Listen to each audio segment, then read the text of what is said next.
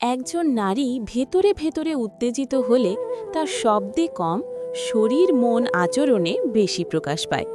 বাইরে থেকে অনেক সময় বোঝা কঠিন মনে হলেও কিছু সূক্ষ্ম সংকেত আর সঠিক বোঝাপড়া থাকলে বিষয়টি পরিষ্কার হয়। এই লেখায় সম্মানজনক ও শিক্ষামূলকভাবে নারীদের ভেতরের উত্তেজনার 5টি সাধারণ সংকেত এবং তা বোঝা ও যত্নের 5টি বাস্তব উপায় একসাথে ধারাবাহিকভাবে তুলে ধরা হলো। নারীরা ভেতরে উত্তেজিত হলে যে 5টি সংকেত দেখা যায়, প্রথম সংকেত আসে দৃষ্টি ও মনোযোগে।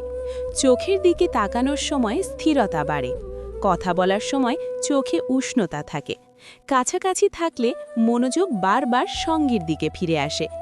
এই দৃষ্টির ভাষা অনেক সময় নীরব কথোপকথনের মতো কাজ করে। দ্বিতীয় সংকেত শরীরী ভাষায় ধরা পড়ে।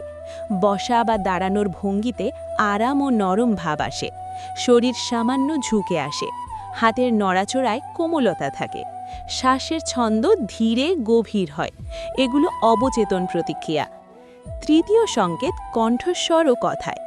কথা বলার গতি মসৃণ হয়, স্বরে উষ্ণতা বাড়ে, হাসি সহজে আসে, ছোট ছোট প্রশংসা বা আবেগী মন্তব্য শোনা যায়। চতুর্থ সংকেত স্পর্শের প্রবণতায়। হালকা ছোঁয়া, কাছে বসার আগ্রহ, কাঁধ বা হাতের দিকে নরম স্পর্শের উদ্যোগ দেখা যায়, যা নিরাপত্তা ও সংযোগের ইঙ্গিত দেয়। পঞ্চম সংকেত আবেগী সংযোগে। ব্যক্তিগত অনুভূতি শেয়ার করা, দিনের ছোট ঘটনা বলা, একসাথে সময় কাটানোর আগ্রহ বাড়া, এসব মানসিক উত্তেজনার পরিচয় দেয় যা শারীরিক অনুভূতির সঙ্গে জড়িত। এখন সমাধান বা বোঝাপড়া ও যত্নের 5টি উপায় একসাথে বলা যাক। প্রথম উপায় হল সম্মান ও নিরাপত্তা তৈরি করা। নারীর ভেতরের অনুভূতি প্রকাশ পেতে মানসিক নিরাপত্তা বড় ভূমিকা রাখে। শান্ত কথাবার্তা, বিশ্বাসযোগ্য আচরণ, সীমার প্রতি সম্মান এই নিরাপত্তা গড়ে তোলে। দ্বিতীয় উপায় মনোযোগী শোনা ও উপস্থিত থাকা। কথা বলার সময় ফোন বা অন্য ব্যস্ততা কমিয়ে চোখে চোখ রেখে শোনা, অনুভূতির প্রতিধ্বনি করা, এতে সংযোগ গভীর হয় এবং সংকেত স্পষ্ট হয়।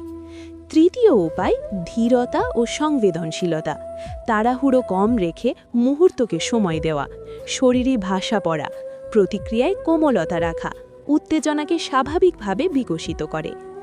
চতুর্থ উপায় স্পষ্ট সম্মতি ও যোগাযোগ। ইঙ্গিত বোঝার পাশাপাশি কথায় অনুভূতি জানতে চাওয়া, পছন্দ অপছন্দ জানার সুযোগ দেওয়া, পারস্পরিক আস্থা বাড়ায়। পঞ্চম উপায় আবেগী যত্ন ও পরবর্তী সংযোগ। শুধু মুহূর্ত নয়, তারপরেও যত্নশীল আচরণ, কৃতজ্ঞতা প্রকাশ, একসাথে থাকার অনুভূতি বজায় রাখা সম্পর্ককে সুস্থ রাখে। সবশেষে মনে রাখা জরুরি, উত্তেজনা মানে কেবল শারীরিক বিষয় নয়, এটি মন, আবেগ ও বিশ্বাসের সম্মিলিত অভিজ্ঞতা। সূক্ষ্ম সংকেতগুলো পড়তে শিখলে আর যত্নের উপায়গুলো অনুসরণ করলে সম্পর্ক স্বাভাবিকভাবে গভীর হয়। এই বোঝাপড়াই পরস্পরের প্রতি সম্মান ও সংযোগকে শক্ত করে।